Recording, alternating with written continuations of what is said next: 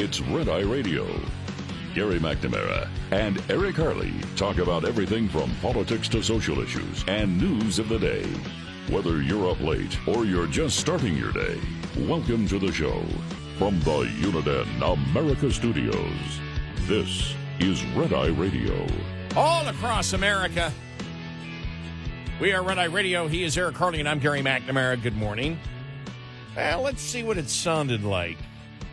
You know, the whole Epstein thing. Let's go to CNN just to see how it all sounds here. Having email exchanges does not mean that they did something like criminal. Larry Summers. Okay, but or Stacey Plaskett. Yes. The fact that they're having exchanges exactly. with Epstein. That may not be criminal. I do think it is wrong. I mean, people like Deepak Chopra. I agree. Human being. Does your concern apply to Stacey Plaskett? Absolutely. Member It of applies to that. Did you just hear me? Across the board. Did you just hear me say she should resign? Should she resign? There you go again, trying to make this into a Democrat. I think it's very. She was being programmed by him after the moment you said we all knew. It's very hypocritical for you to call out the names of only the Democrats, but not apply the very same logic to everyone. What Republican was he programming? Listen, hold on. You're basically saying if you're named in these documents, I guess you're saying that they should be condemned. Anna's basically saying, let it all out. But you're the only one who's making a carve-out for one person, and that's Donald Trump. There's no evidence that he had any contact with Epstein after he excommunicated him, but we do have evidence that he was programming Democrat members of Congress. Why isn't that a big deal to you guys? I guess the point is we just don't know. We do know that. We absolutely know he was programming Plaskett. Trump is guilty. Trump is guilty. Trump is guilty. Look what he did to the Democrats. We just don't know. Okay. All right. And that right there sums up the whole Epstein thing. Well, no. We have to go one further. Okay. My congresswoman. All right. Jasmine, my congresswoman by 3 blocks. I'm not laughing at that part, which is hilarious. I'm laughing at what is about to happen. Hold it. I have to correct myself. Yeah, what? There is sort of a cul-de-sac. I say 3 blocks, and I looked on the map the other day. Yeah. There's a small cul-de-sac in there. The street doesn't go all the way through, so it's technically 3.5 streets. It's getting further by the minute, isn't it? Well, it's still the same amount of feet. Might as well be the same amount of miles. yards. Yeah. A couple of, let's put it this way, a few football yards away. Yeah. But Jasmine Crockett went after Lee Zeldin, saying, Jeffrey Epstein donated to your campaign. Remember when he ran, New York, whatever campaign. I don't know, it could have been another campaign. But Jeffrey Epstein, he donated to your campaign. It's a different Jeffrey Epstein. Not that Jeffrey Epstein.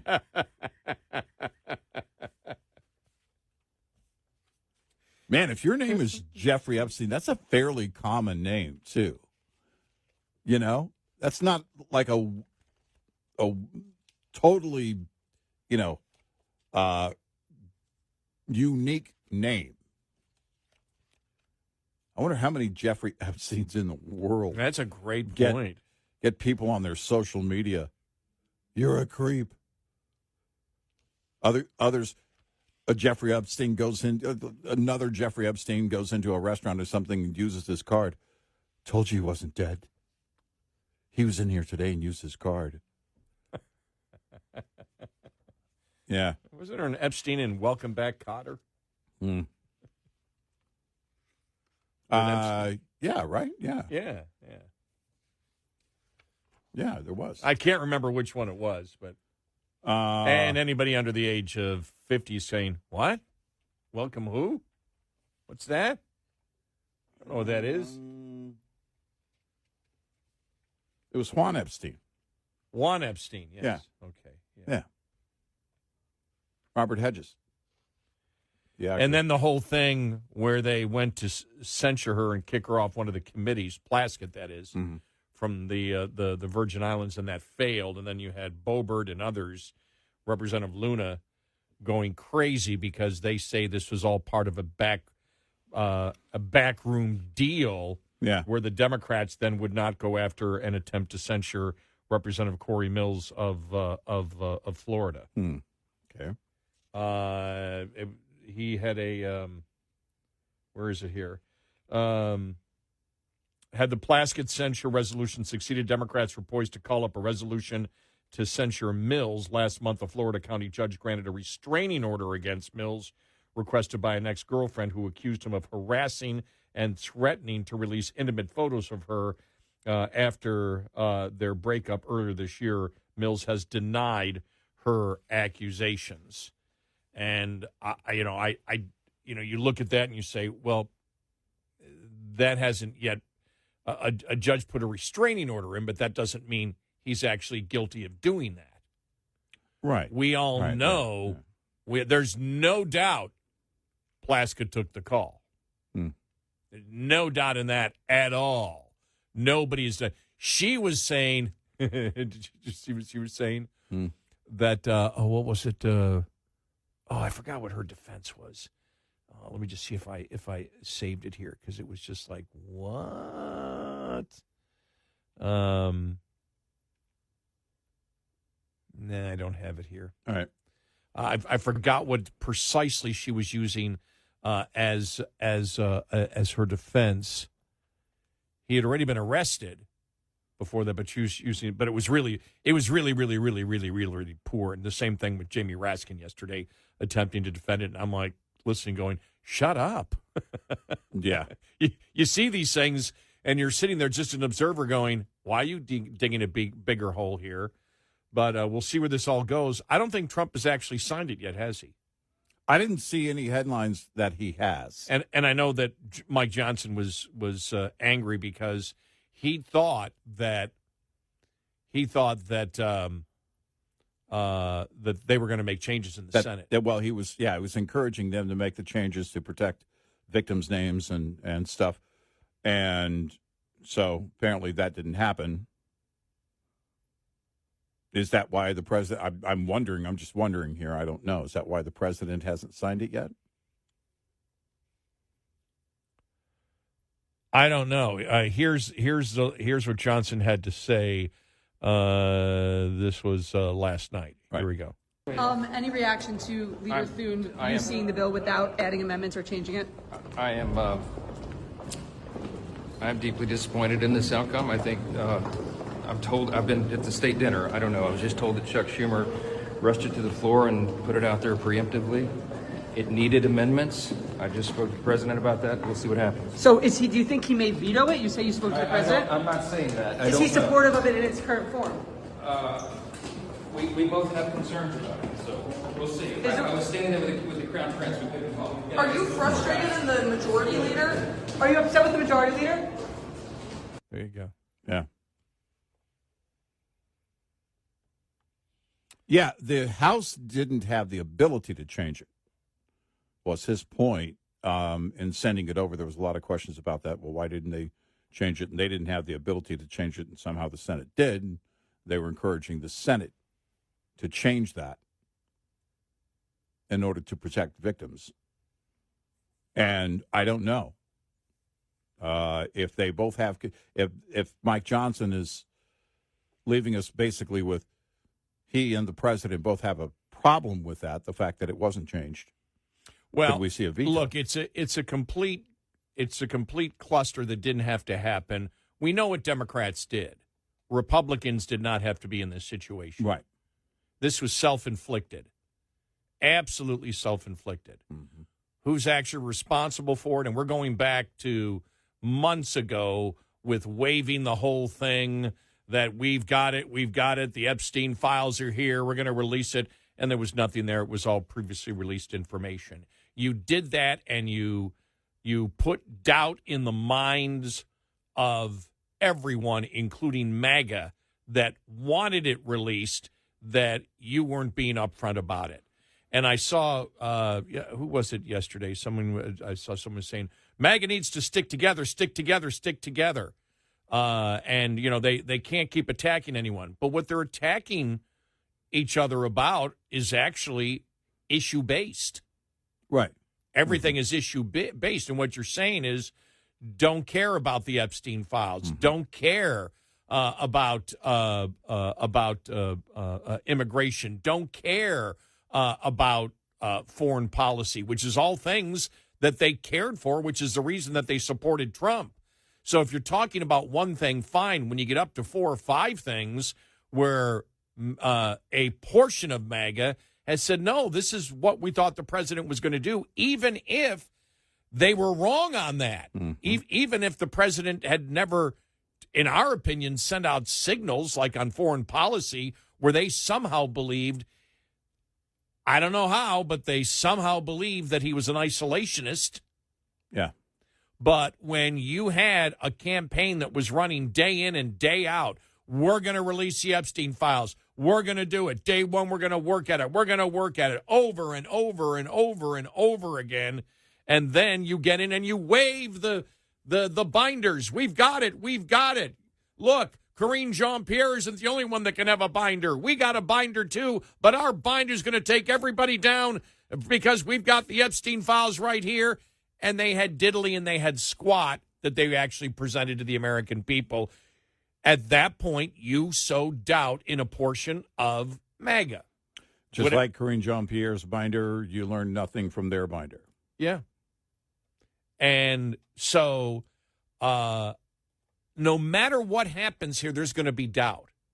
You know, I saw, I saw you say, well, we can release things unless it's classified. Mm-hmm. What isn't classified these days? You go, who makes the decision on classifying of the Epstein files? So it doesn't matter whether we get everything or we get 90% of it. Nobody's going to be satisfied. Right. Look, if they put everything out and there was nothing in there about classified information, they would say, well, they just left it out. Yeah. Because if they deemed it classified, then and left it in, and it was redacted, that would just be the cover-up. See, the cover-up is just not putting it in there in the first place. Where are the real Epstein files? There's got to be that website. Where are the real EpsteinFiles.com? And look, Johnson and Trump may be absolutely right. Mm-hmm. There may be names that need to be redacted because they're victims or they're not associated with it or whatever, or they're private citizens that have been investigated and they believe there's nothing here because the entire everything is a cluster. Yes, because you're not going to trust once they redact names, it's over. Well, it's not you might as well not release it because redacting any names. And by the way, like you mentioned, there's good reason to redact the names of the innocent. They're very good reasons to protect those people, but it doesn't matter because you won't know, and the entire Epstein underground universe is going to go bat soup crazy if they haven't already. If anything is redacted or deemed classified, you can't. Well, you're not going to get there from here. It doesn't matter even if they say there's nothing, as you said, I think earlier. If they say nothing's been redacted, right, you're going to have people that aren't going to believe it, right, because they waive those things. And then when you had Bondi, and I believe Kash Patel was a part of it, when they both came out and said there's nothing here and there's nothing to charge. Right. And then Trump comes out last week and says, money went to Clinton and this person. We need to prosecute. Pam Bondi, you need to prosecute. And then she lets him know we got our best person on it. Well, then were you lying about the first investigation? Right. Why'd you say there's nothing here? Yeah. And so no matter what you, and remember, they're the people in charge now. Yeah, you can look at it as we did, and we criticized the 4 years of the Biden administration where they didn't want to release it. And I don't know what's in it. I don't know what's in it. Nobody knows what's in it. Well, some people know what's in it. But I'm just looking at this going, be consistent in your narrative. Yeah. And when there's the two major flaws with the Republicans, and it comes from the White House and the Department of Justice, was number one, waving the damn binders when you had nothing and you knew you had nothing and you knew you were going to get burned. But if you didn't know you were going to get burned within 12 hours, well, then you shouldn't be attorney general, and whoever authorized it should be gone. And then when it comes to the Department of Justice, no, we don't see anything going on here, but no wrongdoing, whatever. And then Trump comes out and says, prosecute these people. And she goes, okay, we got our best guy on it. Well, then was your last investigation complete BS? I mean, the self-inflicted wounds are mind-boggling, and you can't get over it because even if they're just mistakes, or you wish to be careful, or the right side isn't communicating with the I don't mean left politically. The right side isn't communicating with the left side. It doesn't matter.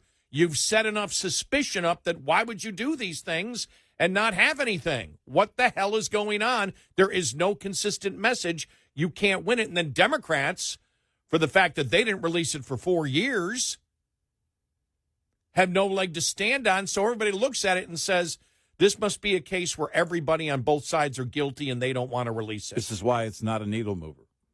Politically, it just isn't. Reveal something new. And maybe.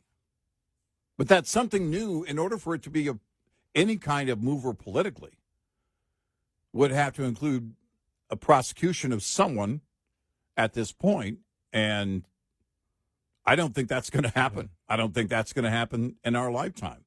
And I'm not the conspiracy theorist. I just don't think there's going to be anybody, no reasonable prosecutor, is going to take that on. Because we haven't learned anything. Pam Bondi's been there a long time. Most of this year, she's been the AG.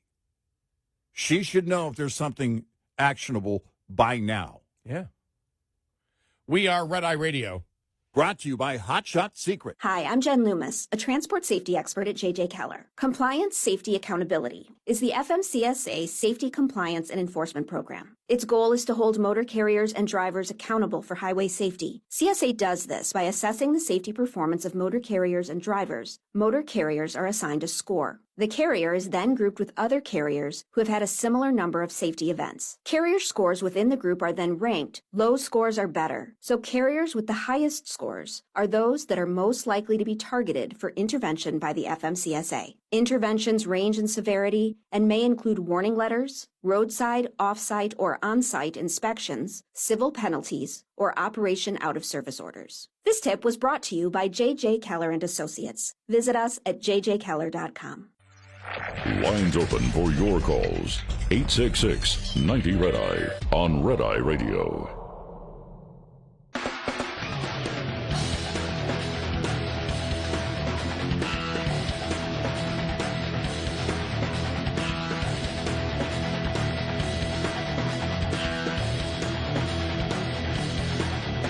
Here on Red Eye Radio, he's Eric Harley and I'm Gary McNamara. Well, looks like a couple of things we see. I saw it, we'll talk about this coming up in more detail, but I saw yesterday Republicans are going to continue the subsidies. And then as the day went on, it's like, well, no. And then Trump came out with his statement. Well, yeah, we may give the money, but the money's going to the people, not the insurance companies. Mm-hmm. And it seems like that's the direction that the Republicans are on. Because what they're saying is, you know, how can we win? How can we win this one and still get closer to what we want? And what we can say is we're giving the money directly to the people so they can choose it. We're not going to give it to the rich insurance companies as the Democrats want. That's a hard, that's a very populist stance, and that's a very hard one to argue. And when they presented that last, a couple of weeks ago, when they started talking about that, putting it in, the FSA accounts and all that, because what it does, then the person gets that money, that becomes their money. Then they have to take their money out of their account to pay for the increase on the premiums, the difference in the premiums. And that's when they start to learn, well, the Democrats don't want that. They want the money going to insurance companies.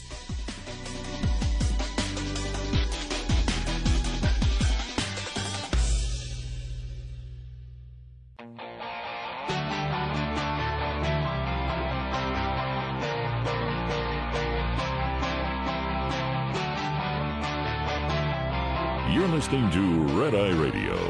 from the Uniden America Studios. And he is Eric Harley, and I'm Gary McNamara. Welcome and good morning. You know, this is sort of a follow-up to what we were talking about yesterday, and we said one of the problems that Republican has is a significant portion of the American public is delusional. Yeah. You have a major political party, the Democrats, which are completely delusional on everything, but so is the American public. And we talked about a few things. The thing that we focused on yesterday was when you look at the national debt. And the polling that was done a couple of weeks ago, which shows the American public believes that we can cut the budget 40%.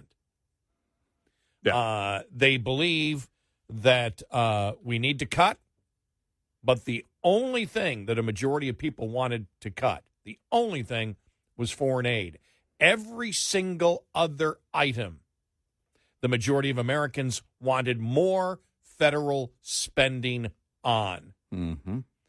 Well, that's what the Republicans are dealing with if you're trying to talk about fiscal responsibility, which is why, and we'll get to the specifics of it later on, but when we just said right now, Republicans are looking and saying, what do we do? The public doesn't care. And Noah Rothman wrote a column, A Season of American Irrationality, and basically saying the Americans aren't rational right now. He does make the point, though, you're irrational when you're panicking. Yeah. And he said, for example, he goes, prices. Hey, if you're the president, you're in power, and you're the one that said, and the Republicans ran on, we're going to bring prices down, and they don't come down, you're going to be held responsible for that. And he's making the point, that's rational. But when he comes to the shutdown, he writes here, poll after poll indicated throughout the longest-lived government shutdown in U.S. history, the GOP deserved the most blame for the impasse that cut off some public-facing government services. They told pollsters as much when Democrats insisted they needed to use their leverage to secure Republican concessions in exchange for breaking the filibuster they had inaugurated, and they kept saying that even after the Democrats secured no concessions and opened the government up again anyway. As a matter of empirical fact, Democrats shut down the government in pursuit of a tactical objective. But a majority of voters don't seem to care. They blame the GOP anyway. That's not all. By a 2-to-1 margin, a recent Navigator survey showed that voters believe the Republican Party is responsible for the increase in the public's health insurance premiums. That, too, is a ponderous proposition, even if you've fallen entirely for the Democratic Party's improvisational mid-shutdown messaging, in which they settled on the notion that the whole pageant had a purpose beyond communicating Chuck Schumer's zeal for the progressive cause to his party's activists. As Democrats themselves maintained, raising insurance premiums were rising because the Affordable Care Act's exchange plans costs were growing. Preventing additional cost increases in the future would require the GOP to consent to restoring emergency mid-pandemic Obamacare subsidies indefinitely, a proposal to which the GOP objected justifiably, too. After all, Republicans have always opposed Obamacare, warned that its costs would balloon, and proposed any number of free market alternatives to its structure over the last decade. Again, voters didn't care. They blamed the GOP anyway. The same Navigator poll showed voters blame the Republican Party for rising electricity costs. Of course, utility rates vary from state to state, and the rising cost of electricity is driven by many factors beyond the flashiest one, which so many are presently focused, the rise of AI and the power-hungry data centers that fuel it. Yeah, climate change policies.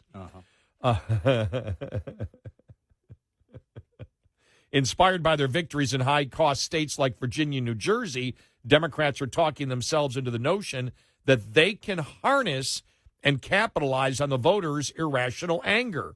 The Democrats that were running on Tuesday did a fantastic job centering energy cost in their messaging, one party strategist told The Hill. But while voters on the national level are eager to blame the GOP for everything, New Jersey voters, for example, said utility companies and the state's Democratic governor were responsible primarily for rising costs. The federal government came in second. Republicans came in third. Then New Jersey backed the Democrat candidate for governor despite her party's record on power generation, not because of it. Still, Democrats are banking on the thesis that voters are angry enough to put any rational thought aside. They'll just blame the GOP anyway. And that's the challenge that we face. The challenge that we face is more Americans are now immersed in the pathology of dependency. They don't want to hear the details. They don't know the details. They don't do the research. All they care about is government paying for it. And then they feel their conscience is clear as long as they say, we need to cut the debt, and both sides need to cut the deficit and cut the debt and everything else because we can cut it 40% and just get rid of foreign aid, but spend more money on everything else. The late Milton Friedman. Well, it's not me who's greedy. It's always the other guy. Yeah. I'm not the problem. I just want health care. That's not greed. I need health care. I need someone else to pay for my health care. You know, this is the thing when you talk about Mamdani's plans.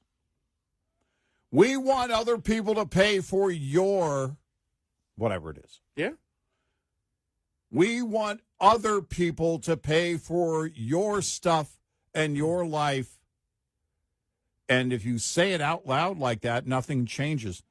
It might have changed a few hearts and minds in the past if you changed the language a little bit. But nobody cares. Nobody cares because they don't care about the debt, the national debt. They don't care about where this is going. They think health care is way too expensive. I can't afford it. Give me mine now and pay for mine. And I don't want to hear anything about. And, yeah, we need to cut. You know, we need to be fiscally responsible as a nation. And there's a lot we can cut. There's a lot of fat. There's a lot of stuff to trim and blah, blah, blah, blah, blah, blah. That don't touch mine. Yeah. And, you know, and that's the reality that the Republicans face. So we understand, we understand they have to cut. Mm-hmm. We also understand when they came out with Doge and said, stop it. You're not going to cut $2 trillion. You're not going to cut $1 trillion. It's impossible. You can't do it in this political environment. And to keep promoting the fact that you can, it's going to be a massive failure when the American people see that you can't. There's no reason to do that. You know, but I remember the outrage, and this was a long time ago, when it was like the corporations are greedy. I said, if profit making is greedy, then a significant portion of the American public is way more greedy because they want somebody else to pay for what they want now in their life. Mm-hmm. And so if profit making, which is the legitimate sale of goods and services to a willing buyer who everybody voluntarily does it, and the profit that you make off of that is viewed as greed, then a significant portion of the American public is greedy because they want other people to be forced to pay for what they want. And that goes back to the whole Milton Friedman thing. Oh, the other guy's greedy. I'm not greedy. I just want somebody else to pay for what I need now. Right. Well, if you're going to say profit making is greedy, when everything is voluntarily, everybody is a volunteer in the negotiation back and forth, then the American public, a significant portion of the American public, is more greedy than the evil corporations because they want other people to be forced, as we see in New York City with Mamdani, to pay for what they want. Corporations aren't forcing you. No. There's no force. You voluntarily buy it. If that's greed, then you're more greedy if you believe somebody else should be paying for what you want now. Right. and the government should force them, should compel them. The first time I said that, I had to go back, I don't know, 25 years ago. Oh, my God. Oh, people were furious. I'm not greedy. Well, and then we would get into the conversation, and it was much like, this is even before we started together. It got into much like the conversation with that guy that called us one night, saying he just can't make ends meet. He doesn't know what to do, and it keeps him up all night. And we went, well, then why aren't you working a second part-time job? Right, I suggested he work a second part-time job, and he said it shouldn't be that way. Yeah, and his answer was it shouldn't be that way. So his choice was, I would rather worry about the fact that I cannot take care of myself to the point where I can't sleep and call a national talk show than find a part-time job that could solve his problem. If you're working 2 jobs, you'll sleep pretty good. Yeah. I did. And if you're not going to sleep anyway, you might as well be making money. Exactly. But you and I will never forget that answer. Well, but it shouldn't be that way. It's always been that way. It shouldn't be that way. Yeah, it's always been that way. But the fact is, I've never had that mindset in my life. No. Never. I've never even thought about that. Most of my career, I had 2 jobs. Yeah, the majority of... most of my adult life, I've had 2 jobs. I would say probably it's still, over 50% of the time that I've been in the workforce. Mm-hmm. I had other income coming in from other sources. Yeah.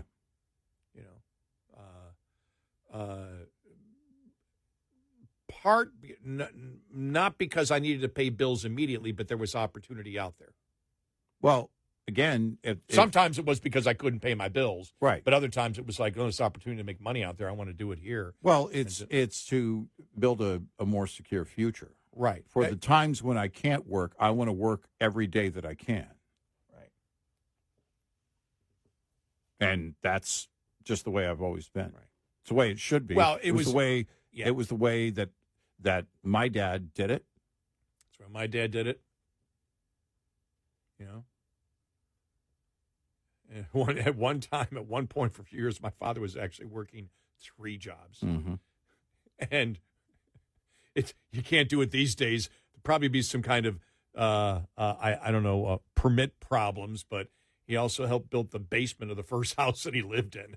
Probably contractors went, look, could you come in and help us with this over here? Yeah. But he did. He helped build the basement of the first house. Mm-hmm. And the first house was probably, 900 square feet. Right. That's another thing that people talk about. The price of housing, the average consumer. I will tell you this. When I see, and I saw it yesterday, the number of people, and it's still a very small amount, but the number of people that said, well, I'm going to live in a tiny home. Mm-hmm. Because it doesn't put me into debt. And I'm like, go for it. God bless. Right. You're saying I can't afford to live in the houses.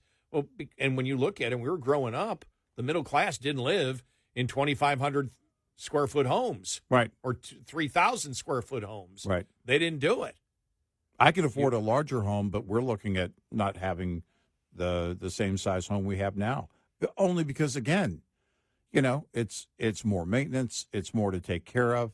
We're not going to occupy that much space. But when we're retired. But the first home you bought was a smaller home. My first home was but 900 to 1,000. I mean the general public over the time of going back to our parents when you didn't have all these fancy different that's of a 70-year mortgage, an 80-year mortgage, and that thing died quickly, didn't it? My parents had 5 kids, and in San Antonio, the first home they bought was 1,000 square feet. That 50-year mortgage died really quick, didn't it? Yeah, that didn't materialize. That thing didn't have legs for good reason. We are Red Eye Radio.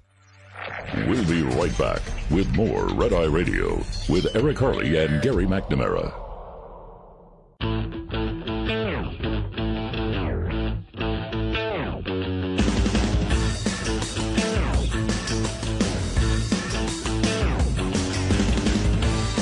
We're Red Eye Radio. He is Eric Harley, and I'm Gary McNamara. And I know that, when you say, well, look, a significant portion of the American public is delusional, it's like, well, it's always got to be one of the political parties. No, it can be that a significant portion of the public is caught up in the pathology of dependency and want to be taken care of. But and that's just a situation of where we're in right now and what Republicans face, which is why when you look what they're promoting right now for Obamacare is continue the subsidies, but the money goes directly to the people, not to the insurance companies. So competition, so there's at least more of a chance of competition of insurance companies convincing them that they have the best value. Right. And you can sit there and say, yeah, but it's still too much money.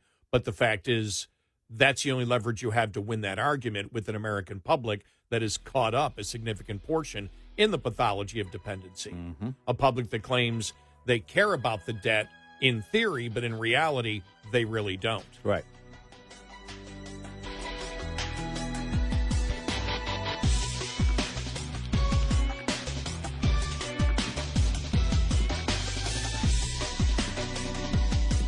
Top of the Hour News is brought to you by House Products. Visit houseproducts.com. This is Red Eye Radio on Westwood One.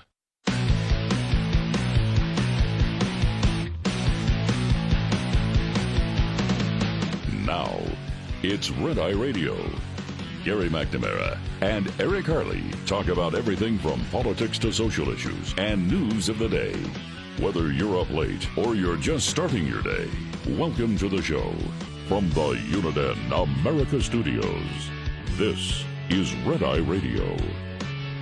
All across America, we are Red Eye Radio. He is Eric Harley, and I'm Gary McNamara. Welcome and good morning. Thank you for being here. All right, so let's read what the president wrote yesterday. The only health care I will support or approve is sending the money directly back to the people with nothing going to the big, fat, piggy, rich insurance companies. Oh, I think I added an extra word in there. Big, fat, rich insurance companies who have made trillions and ripped off America long enough. The people will be allowed to negotiate and buy their own much better insurance. Power to the people, the president wrote in the Post. Now, let's look at the different profit margins of industries. Okay? Mm-hmm. The average net profit margins of aerospace and defense companies, 5.7%. Agriculture, 1.7%. Airlines, 0.7%.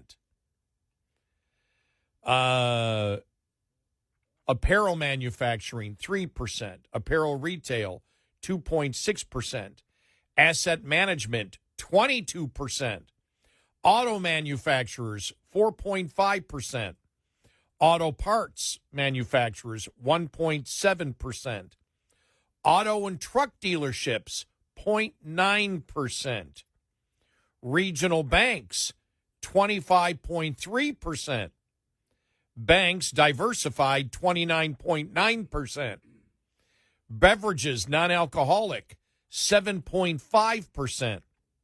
Beverages, wineries, and distilleries, 7.1%.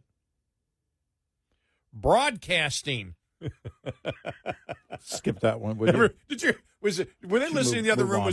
Was that laughter in the other room? Yeah, I think it was crying. Was that broadcasting? Negative 0.9%. Building materials, 14.4%. Building products and equipment, 5.4%. Business equipment and supplies, 4.7%. Communications equipment, -1. There's a lot of minuses here in there. Credit services, 17%. Education and training services, 6.5%, whatever. When you get to last year, insurance companies, 0.8%. 0.8 of 1%. Which means for every $100 they bring in, they make 80 cents profit. That is extremely low. I'm assuming the average profit margin is what? Probably 6 to 9%, something like that. Yeah, maybe. That's maybe? Yeah. Okay, that's I'll actually look it up. You mean across all industries? Yes. Is that what you're saying? Yeah.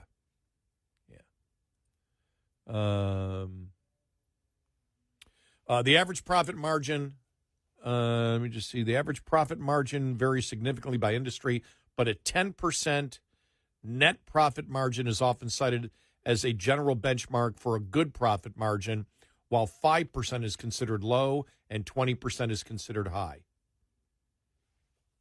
So insurance companies, 0.8%.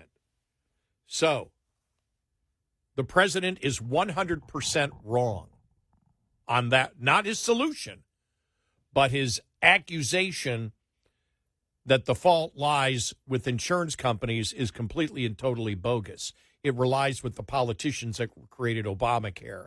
The insurance companies are working within the structure set by government. If government didn't set these particular structures, you wouldn't have the out-of-control cost of Obamacare. Well, the cost of regulation from Obamacare, even for those that aren't on Obamacare, helped to further skyrocket the cost of medical care in the U.S. Right.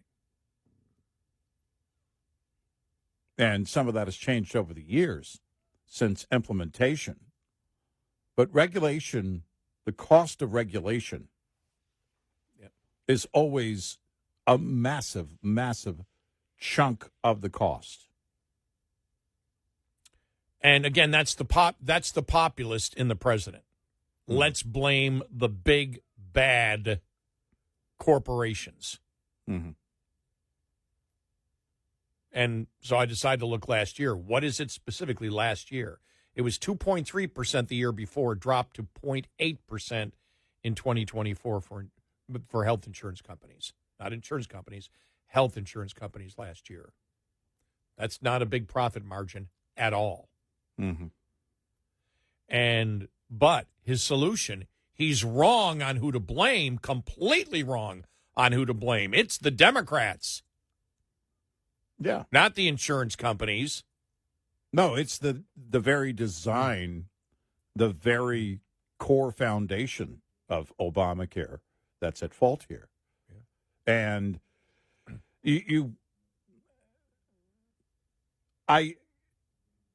I'm really split.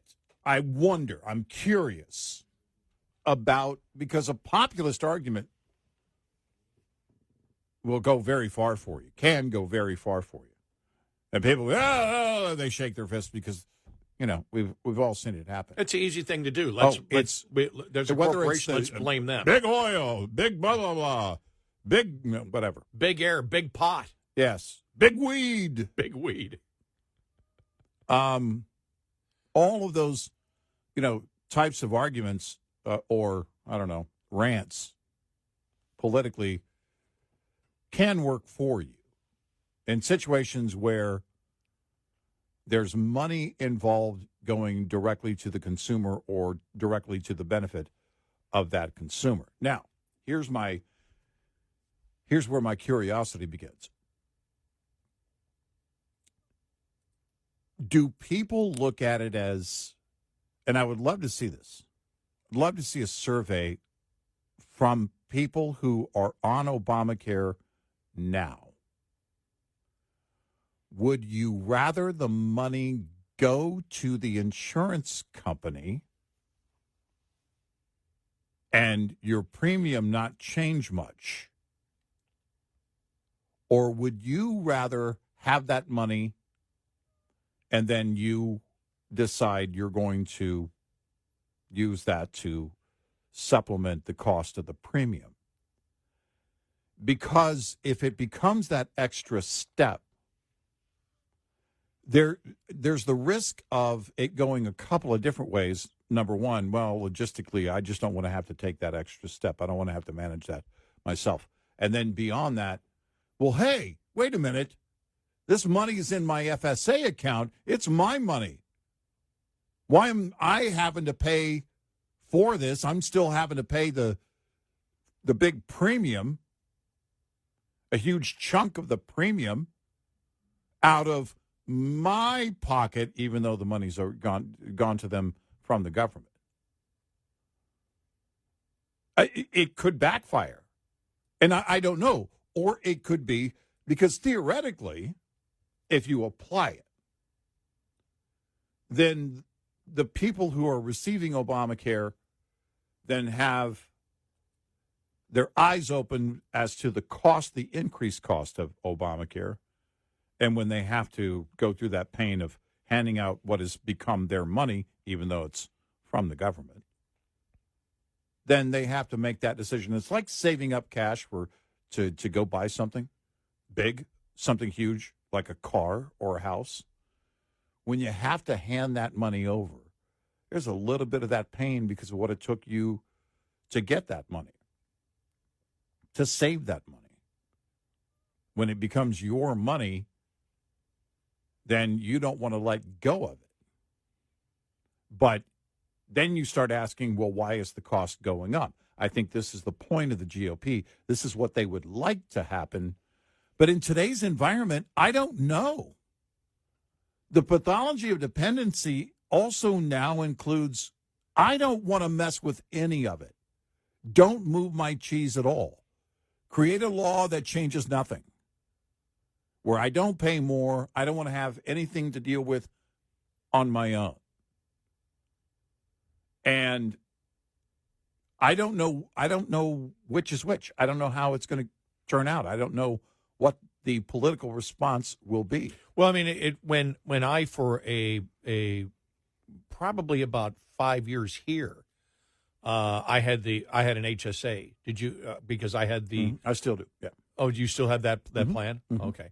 I don't. But when I had it, it was great because I maxed it out. The company matched it, or they matched part of it. And I think back when I was doing it, it was with the company's input was like $4,500 or $5,000 I could save a year, and tax free, and it came out of that, and it stays. An HSA will stay with you for life. Right, it stays with you for life. Now you have to use it for medically approved things, but at the end of it, when you retire, if you go on Medicare, that becomes yours. Right. You can take it wherever you want. Now, they're talking about, it's not exactly an HSA. It wouldn't exactly be an FSA because this would be the government giving you the money. It would be some hybrid of that. Democrats are going to come back and say, well, if you just give people money, they're going to spend it whatever for, not on medical things. Well, you require that it has to be spent on medical things. Just like a HSA does or an FSA requires it. So you're not really doing any more work. You do as a consumer, because if you're just on Obamacare, it's like, just give me the health insurance. And you make a great point. Look, this is a day and age where young men go, sex or video games. Right. Sex is such a hassle. Hello, how are you? Get away. I've got to play my video game. So I don't want the responsibility of having to deal with any of it. I don't want to have the responsibility of a car. I don't want the responsibility of a house. I just want to be able to pay whatever it is for my apartment, and everything is taken care of. I don't want to pay attention to anything. I don't want to pay attention to my health care. I don't want to have buy a house and then have homeowners insurance and then everything that goes along with it. I want my life simple. I don't want a car. I don't want the responsibility. Well, you have a chance now. The money's going to go to you for the health care. Why? I like it the way it is. I don't have to deal with it at all. The insurance company just takes care of it all. And frankly, I don't want to see the total cost of health care. Yeah. I don't want to see all of that. I don't want to see the itemization of my hospital bill. I don't want to see any of it. When it comes to health care, I know it's expensive.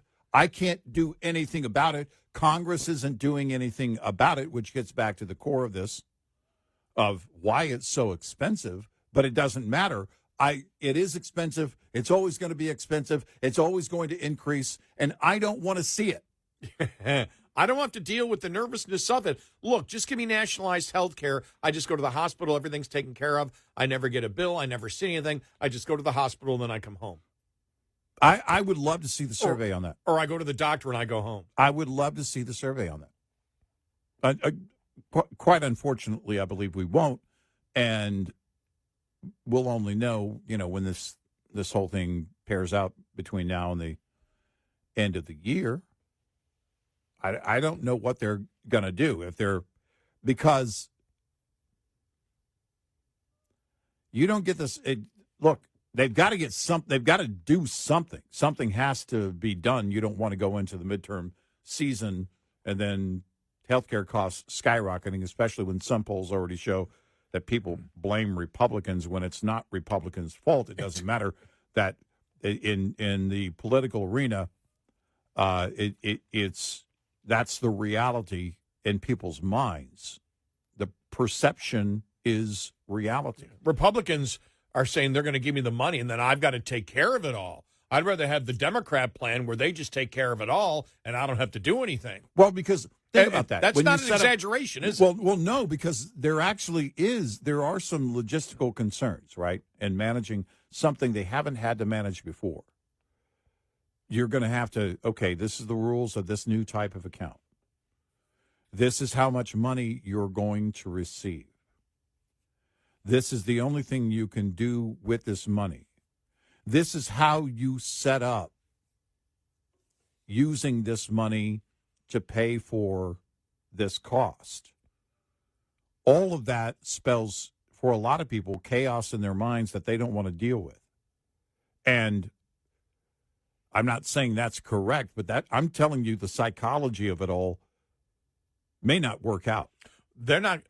Then the young people aren't going to be able to get old because they're not going to be able to handle the Medicare renewals every year when you're throwing a ton of choices. When they spend $1 billion on advertising, it's that time again. It's open enrollment season. It's like, please get to, was it December 7th this year? Then they hire the senior actors. Mildred, what do you? They're talking on, I guess, a party line, and they're Mildred. What did you do? I don't know. I went to Humana. Humana. Well, what country is that? No, it's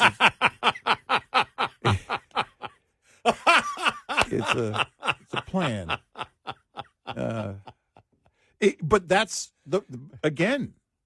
There are logistics involved where you're now not just moving their cheese, you're telling them they have to find out for themselves where you moved it to. They have to do their own research so they get the best deal for them and a significant portion of the American public. When nothing would changes. Be like, well, the overall cost doesn't change. You're not now. You're making them do the work. They're not going to want to do the work. Well, we don't want to do the work. Yeah, that's a great point. We are Red Eye Radio. This morning's USDA Farm Report is brought to you by House Products.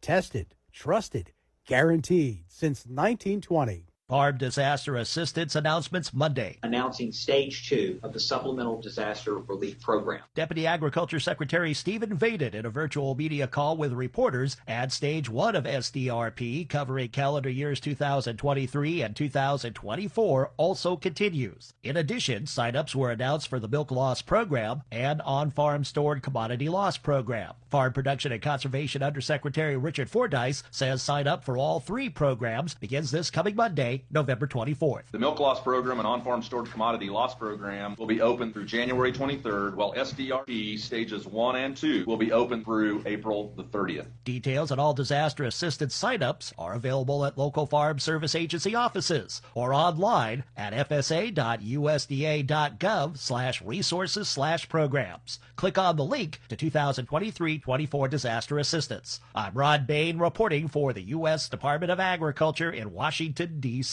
This report brought to you by Cenex Fuels and Lubes.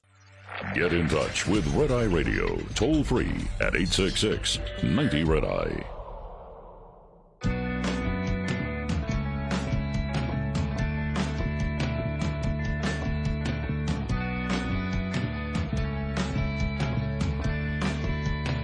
We are Red Eye Radio. He's our Carly, and I'm Gary McNamara. Oh, I'm sitting there thinking when I asked you about an HSA, and I'm like, why don't I have one anymore? And I forgot what happened. When I turned 65, that was at that point, they weren't, I had to make the choice, to go Medicare Advantage, whatever, or to stay with my private health insurance, and you could not do the high deductible HSA until I believe last year and now this year, I'm in the decision making whether I stay with my private insurance or go to Medicare Advantage. So that's why I got out of it. I was thinking, why did I get out of it? It was so great. I was talking about how great it was. I was forced out of it. Yeah, right. When I got to be 65. But now they actually allow you to be in a high deductible HSA. So I might even look at that again.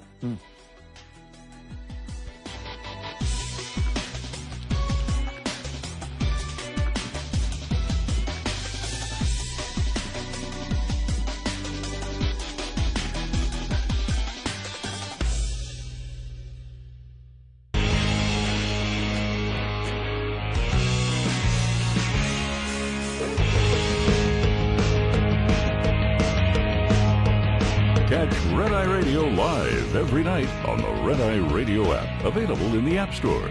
Red Eye Radio. And we are Red Eye Radio. He is Eric Harley, and I'm Gary McNamara. Welcome and good morning. Wow, what a story this is that you were just telling me about. And then funny thing is, you told me about it, and then I went to X, and the story appeared as if my computer was listening to you. Yeah, I think your computer does listen to me, yeah. I think my computer is listening to you, or it's going through my phone, which has X, which is hooked up to the X Online, and boom. But this was the study that was done on the decline in population for young children under the age of 5 years old. In major cities from 2005 to 2024. It's interesting to take a look at where there is I don't know, can you call it a baby boom?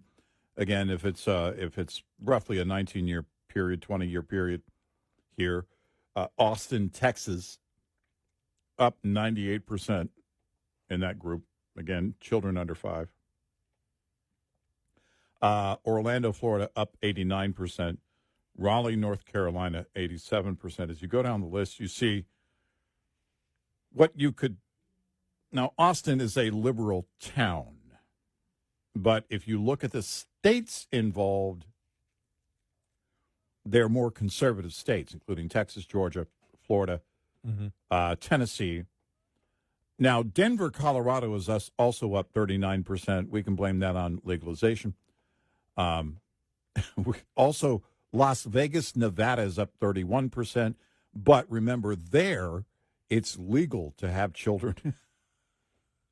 So, then you get to the bottom of the list. Yeah, but Seattle's up 7%, but that's because there's nothing to do because it's always raining. Yeah, you're eventually going to get around to that. But then the decline starts with Minneapolis, which is flat, 0%. Then Inland Empire, California, negative 1%. At the bottom of the list, Chicago, down 31%. Again, these are children under the age of 5 between 2005 and 2024. Boston, Massachusetts, down 33%. New York Metro, down 34%. L.A., down 36%. And San Francisco, down 38%. Let me ask you this. Because we're assuming, or I for a moment assumed it was strictly birth rate. Is it because people are moving? Younger people are moving? I have to believe a lot of this has to do with migration from one state, or some states to the other states. I would love to look at the dynamic of it. There is a decline in the birth rate. We've seen that in the overall birth rate nationwide. In fact, that decline is second only to South Korea. In South Korea, they've gotten to a place where the population under the age of, I don't know if it's 5 or if it's 7, is so low they don't have enough kids to populate all the classrooms they had in those age groups. And so they're consolidating quite a bit when it comes to their public schools. There's a number of changes in public schools here in the U.S. There always is for various reasons, but also the population. I remember actually the principal, my youngest daughter, my 3 youngest children all went to the same elementary school that we still live 5 houses down from. It's right at the end of our street. One of my grandchildren goes there now. And I remember one time getting a call over the summer. It may have been right at the end of the school year, early summer, from the principal who I knew, of course, and asking, well, does your daughter have a brother that's going to be attending school here next year? And I said, no. And they said, oh, we thought there was going to be another child because we're doing a head count, basically. Because public schools basically have to do that to, it has to do with funding and everything else. And that was years ago. I mean, my daughter is just turned 29 in September. Wow. That was years ago. And so now you're seeing a lot of, again, recalculation on the public schools because of that. If there's a low birth rate, then you're going to start seeing that increase or that decrease in that population overall in children under 5. But when you look at this chart and you go city by city, but really the states, I think, because we're looking at major cities in these states. That's what we look at. That's what this looks at. Well, what I'm wondering is the birth rate still down in all these cities, but it's just there's been such a massive population shift. For example, in 2005, the metro area of Austin was 1.2 million. By the end of last year, 2.5. It's doubled. Right. So you're naturally going to have the population has doubled. That's not from birth. That's from people moving there. Oh, yeah. When you look at Dallas, Dallas was 5.8 in 2005 and 8.3 million people now. Right. You look at that type of growth and you're just going to have more 5-year-olds. So I don't know if it's as much. There may be, because sociologists have done it. Conservatives, it seems, still wish to have families and wish to have kids, where liberals do not to the extent that conservatives do. We do know that. But this seems like the cities are mentioning such a massive population shift over that time of people moving in. This may be indicative of a combination of both, with the leader, though, the fact that you've got some places that have doubled in population because of migration since 2005. Right. Well, and you do see San Francisco has the lowest fertility rate among major cities in the U.S., with 1.66 births per woman. Okay. L.A. has one of the lowest fertility rates, 1.55 births per woman, and has seen the population of children under 5 decline by 14% just since 2020. Whoa. New York has seen its under 5 population shrink by 18% just since 2020, despite a recent overall population increase. I think there's a couple of things here. Again, I think the migration of people, we know major companies. What's the fertility rate in Texas? I'd have to look at that. I don't have it in front of me, but we do know that, like in Texas, in our area, in our metro area, here in the Dallas-Fort Worth area, we were averaging for a couple of years, a rate of over 100,000 people moving here per year, which is huge. And so when you see that type of migration away from other states, other major cities, other blue cities, we know that's because of jobs, opportunity, lower cost of living, although we're starting to catch up here in this area with some of the bluer areas when it comes to cost of living.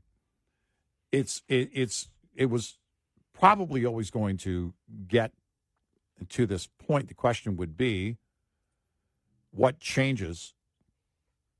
And I don't think anything I don't know of anything in our lifetime, in my lifetime, that will change, that will spur population growth, only because of what we've talked about in the recent days. And that is how relationships work these days.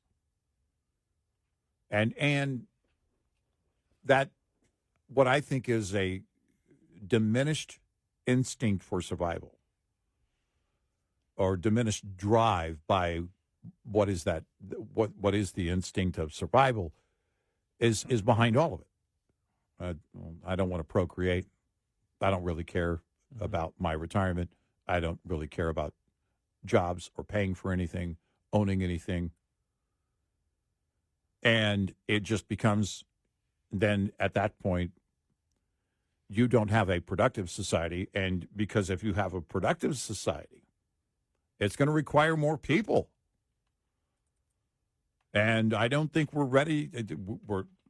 It's not what I think. It's the fact is, politically right now, you can't even discuss bringing up. I mean, it's creating a rift within MAGA, talking about legal immigration.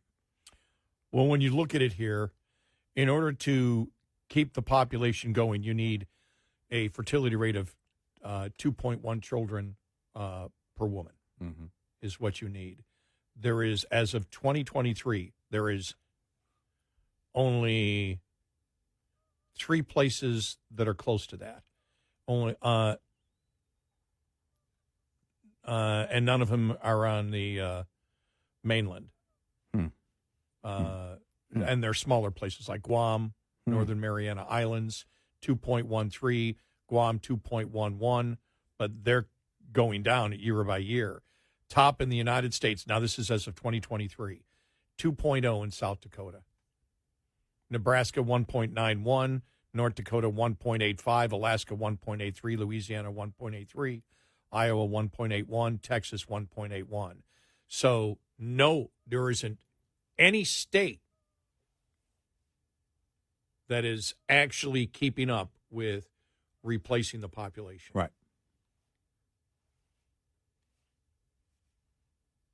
So that's a problem. Yeah. So when you're looking at it, you look at it though, it changes. I mean, Texas was at 1.78 in 2020, then 1.84, then 1.83, then 1.81 since 2020. So it's move around a little bit, but so a tremendous amount of that. That's why I was wondering how much of that is not the replacement, but migration. Migration. How much it has to do with what we know for our area, Dallas-Fort Worth. We know what the migration has been. Austin, same thing. Lowest is actually, it's not a state, but Puerto Rico, 0.9. District of Columbia, 1.2. Vermont, 1.3.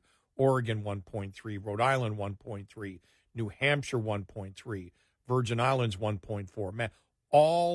Almost every single one of the states, the lowest birth rates are liberal states. I'll look at the bottom here. New York, Connecticut, Nevada, Illinois, California, Washington, Colorado, Maine, Massachusetts, Virgin Islands, New Hampshire, Rhode Island, Oregon, Vermont, District of Columbia. Well, the bottom 15. And when you relate this to the national debt, conservatives, most of us are concerned about the national debt because we know that when we cross that threshold of not being able to serve the interest on the debt, then there's going to be a massive decline. The economy is going to crash, whenever that's going to be, and it will happen at some point. And we're worried about putting that on the backs of future generations. But with people who care nothing about future generations, they don't worry about that. I want what's mine now. I'm not having children or grandchildren. I don't care about future generations. I care about me. We are Red Eye Radio. Coming up, more with Gary McNamara and Eric Harley. It's Red Eye Radio.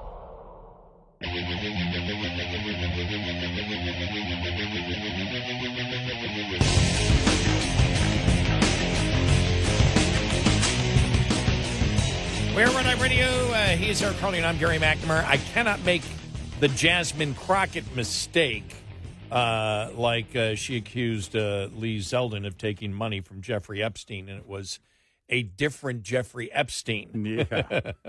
And I'm sitting here, I'm going through my phone, it says, breaking news, Joe Walsh dead. And I'm like, oh, my. And so I click and look at it, a soccer player out of Great Britain. Okay. But it had me for a second. I'm like, not the guitar player, artist, member of the Eagles. Right. So I'm looking all over. And so I immediately go into to Google, put Joe Walsh. It goes, Joe Walsh, tickets on sale. It's like, okay.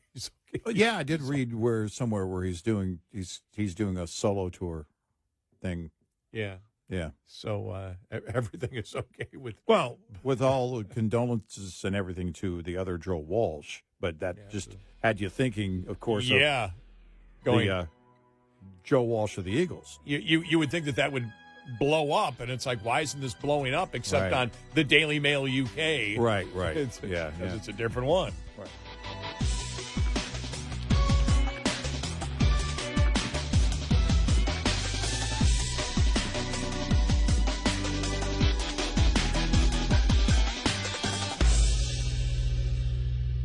This is Red Eye Radio on Westwood One.